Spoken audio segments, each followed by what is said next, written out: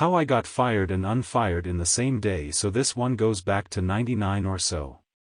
I was working in the corporate headquarters of a very large telco, responsible for the email system for HQ, about 1100 users at the time. Like all the sysadmins at HQ, I was a contractor, working through a body shop outsourcer. My boss was a guy I'll call S. S was the site manager for the outsourcer, and was the direct manager of all the contractor sysadmins. The customer contact was a guy I'll call J. J was what they called an IT planner, basically a systems architect. He had dotted line responsibility over all the sysadmins, including me. I also had a backup there, who I'll call B. B was a competent sysadmin, capable of handling most day-to-day stuff. We normally kept staff in the office from 8 to 6 on workdays, with an on-call rotation for certain specialty areas, including email. Back then, we carried a pager, yes, an old-school beeper, for on-call duty. My on-call rotation was 1 week on, 1 week off. This story happened in my off week, when B carried the pager. One Saturday night, at around 3:30 a.m., my home phone rang. My wife answered, and it was Jay calling. She grumpily handed the phone to me. Now my wife and I had just gotten home, having been out for much of the night with our neighbors. I was, for lack of a more refined term, positively hammered at this point. Jay informed me that there was an email outage, and that I needed to remote in and get it back up immediately, and then drive to the office to start a root cause analysis.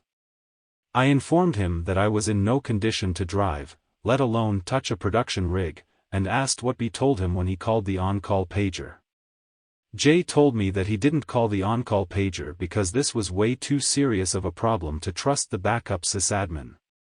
He wanted me working on this, and that if I can't be relied upon to do my job when I was needed, he'd find someone else who could, and hung up the phone. I went back to sleep. The next morning I had an email from B, telling me that Jay had called him at home, rather than paging the on-call rotation. It was a very simple issue. Our backup software went screwy and started writing out hundreds of GB of temp files, which filled up a critical volume on our production email server.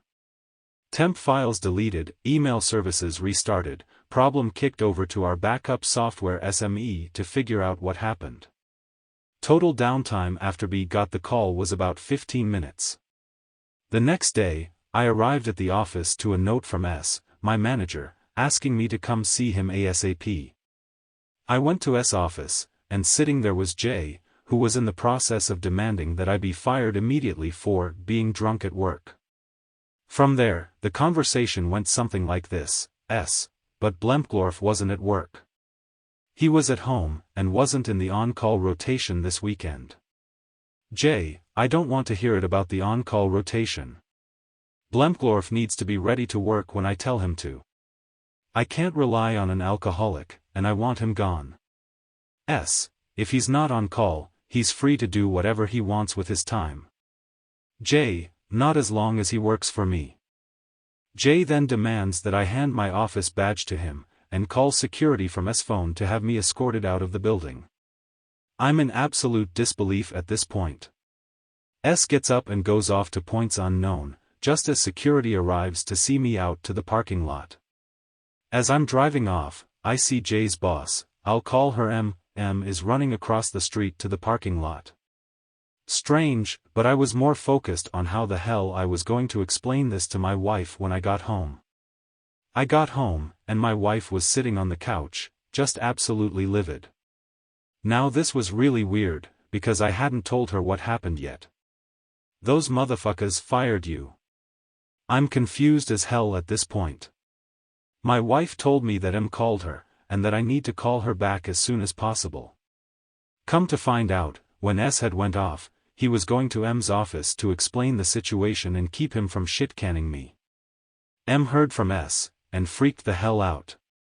When I saw her running across the street, she was trying to catch me in the parking lot before I left to tell me to come back in. When M couldn't find my car, she went back into the office and called the house, intending to leave me a voicemail, but got my wife instead. M told my wife what had happened, promised to rein Jay in, and asked her to tell me to come back into the office to sort it out. So I let them stew for a while. M called about 20 minutes after I got home. We let her go to the machine. S called as well, just as my wife and I went out to get some lunch. Over lunch, my wife and I talked about how we would handle this, and, largely for financial reasons, we decided to talk to them to see if we could work this out. We got back home to 3 more voicemails from M and S. About 30 seconds after we walked in the door, the phone rang again. This time it was Jay, obviously on speakerphone. Jay apologized to me, and asked me to come back to work the next day.